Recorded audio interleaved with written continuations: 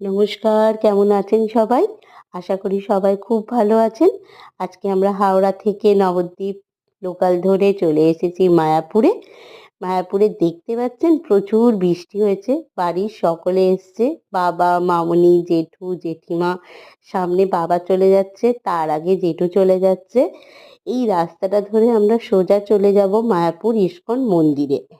মন্দিরের ভেতরে কিন্তু ফটো তোলা নিষিদ্ধ। তাই জন্য আমরা কোনো ভিডিও ক্যামেরা বা ফোন কিছুই নিয়ে যেতে পারবো না।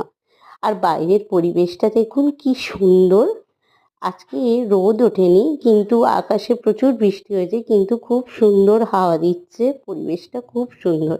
আর এখানে এত গাছ, পুরো গাছে ফুলে ভর্তি। কি সুন্দর বাগানটা, আপনাদেরকে চলুন দেখাই যে বাগানে কত ছোট ছোট ফুল হয়েছে আর কি সুন্দর লাগছে সেই ফুলগুলো।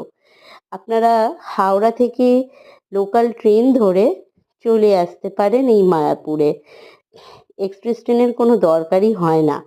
দেখবেন একবার এসে খুব ভালো লাগবে। আশা করি সকলে খুব ভালো আছেন।